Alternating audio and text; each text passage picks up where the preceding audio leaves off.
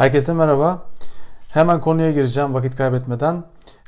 Bir karar değişikliği var. İsim konusunda aklıma çok önemli bir nokta daha geldi. Bu yüzden isim konusuyla ilgili olarak bir video daha çekmeye karar verdim. Bu videonun sizin için çok önemli olacağını düşünüyorum. Özellikle Almanya'da yaşayan bir yabancı olarak zaman zaman gireceğiniz belki konular, görüşmeler, tartışmalarda belki insanların beynini açıcı bazı ipuçları size burada verebilirim diye düşünüyorum. Kendi fikirlerinizi de tabii bundan yola çıkarak geliştirebilirsiniz. Şimdi konu ne? Konu hemen böyle pankartvari bir cümleyle gireyim konuya. İsimlerin milliyeti yoktur. Yani Almancasını söylersek Namen haben keine Nationalitäten, aber die Menschen haben Nationalitäten. Bu konuyu neden gündeme getirdim? Detayları anlatırken bunu anlayacaksınız. Şimdi insanlar bazı isimlerle karşılaştıklarında bunların bazı ülkeler için tipik olduğunu düşünüyorlar. Mesela Thomas ismi duyulduğunda bu bir Alman ismi deniyor. Bunun örnekleri çoğaltılabilir. Şimdi bunun Almancasını söylerken genelde Das ist ein typischer deutscher Name deniyor. Buradaki sıfata dikkat etmek lazım. Burada kullanılan Deutsch yani Alman kelimesinin aslında iki anlamı karşılığı olabilir. Bunlardan bir tanesi Alman, bir tanesi Almanca. Yani bu ikisi içinde Almanca'da aynı kelime kullanılıyor. Yani ikisini de aslında çağrıştırabilir. Türkçe bunu söylerken biz aslında bunu ayrımla yapıyoruz. Dilden bahsederken bu Türkçe bir isim diyoruz. Menşe'den bahsederken aslında bu bir Türk ismi diyoruz. Bunun kullanımını ben özellikle yurt dışındaki tecrübelerimden yola çıkarak biraz problemli buluyorum. Birçoğumuz için bu normal. Hatta insanların %99'u için bu çok normal bir şey. Ama bence normal olmaması gerekiyor. Yani bu bir aslında mücadelenin sonunda çıkmış bir düşünce. Bence normal olmaması gerekiyor. Şimdi size argümanlarımı yavaş yavaş sıralamaya çalışacağım. Şimdi benim burada vurgulamak istediğim konu şu. Mesela Almanya'da tipik sayılan isimlerden bir tanesi Michael. Michael kelimesi Alman ismi diye söyleniyor. Kökenine baktığınız zaman Michael İbranice'den gelen bir isim. İbranice'den geldiği için enteresan bir şekilde bunun türevi Türkiye'de de kullanılıyor. Nedir bunun türevi? Mikail. Peki biz Mikail'i konuştuğumuzda yani Türk ismi değil mi diyoruz İbrani kökeninden dolayı? Hayır, Türk ismi diyoruz. Dolayısıyla bu bir yerde bir şeyin rastlanmasıyla bir şeye rastlanmaması ile ilgili olması gerekiyor. Ama bu bundan çıkıyor konu. Bundan çıkıyor. Biraz böyle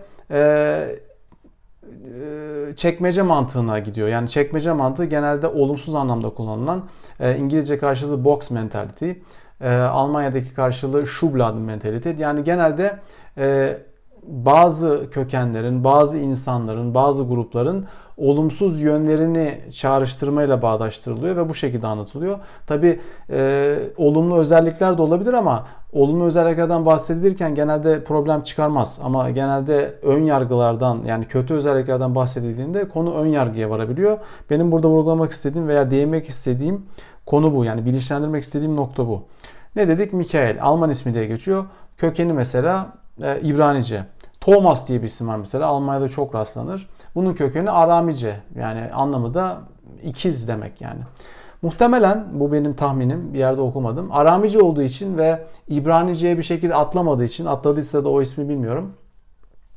Türkçe'de veya Türkçe'de aslında yanlış kullanım. Türkiye'de bunun bir türevini görmüyoruz. Thomas'ın bir türevi yok. Enteresan bir şekilde mesela Mehmet örneğini vereyim size. Mehmet örneği. Binlerce Mehmet var Almanya'da. Binlerce Mehmet var. Bu Mehmetlerin birçoğu da Alman. Neden Alman? Çünkü Alman vatandaşlığına geçmiş. Alman pasaportu var.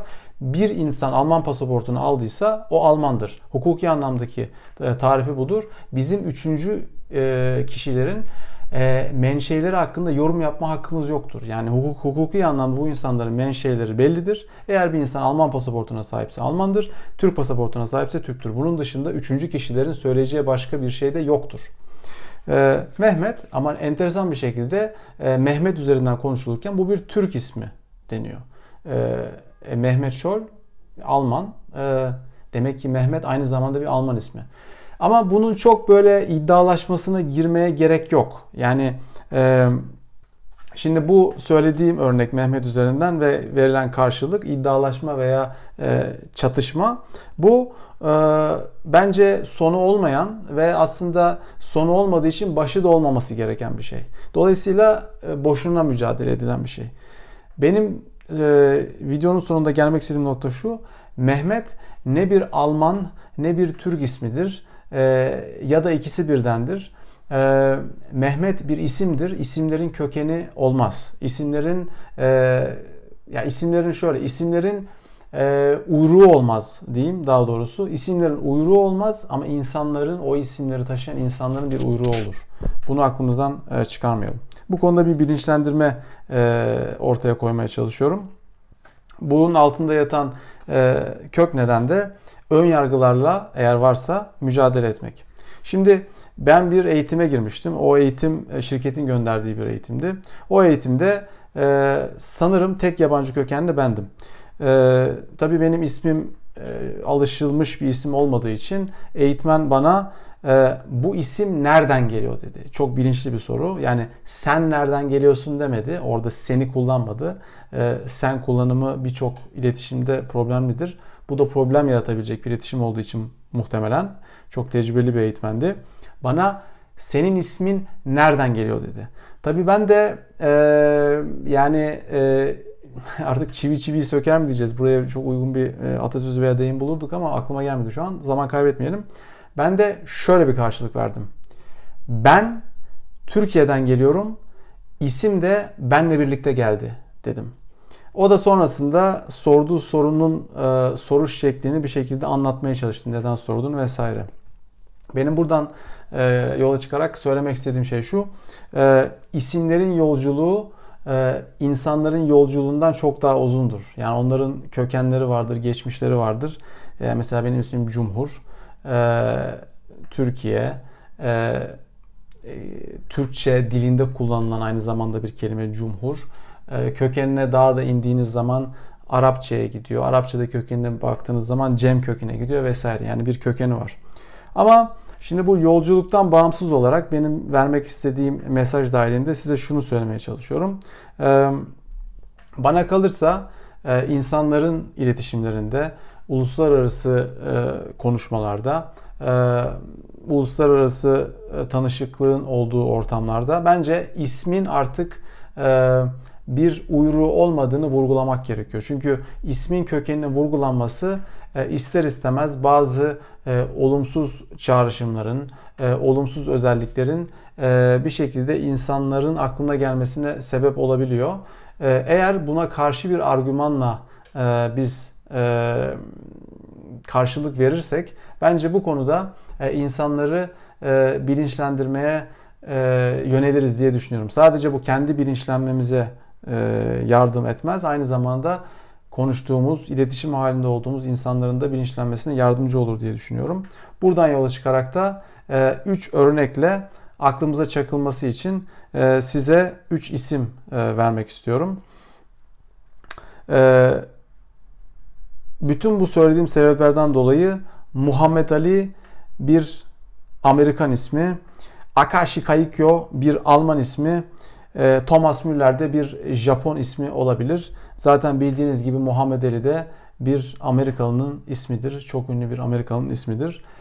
Umarım bu video sizin için faydalı olmuştur, bilgilendirici olmuştur ve aynı zamanda da zihin açıcı olmuştur diye düşünüyorum. Sorularınız varsa, yorumlarınız varsa bu konuyla ilgili olarak yorumlara yazabilirsiniz. Beğenmeyi, abone olmayı sakın unutmayın. Bir sonraki videomda görüşmek üzere. Kendinize çok iyi bakın diyorum.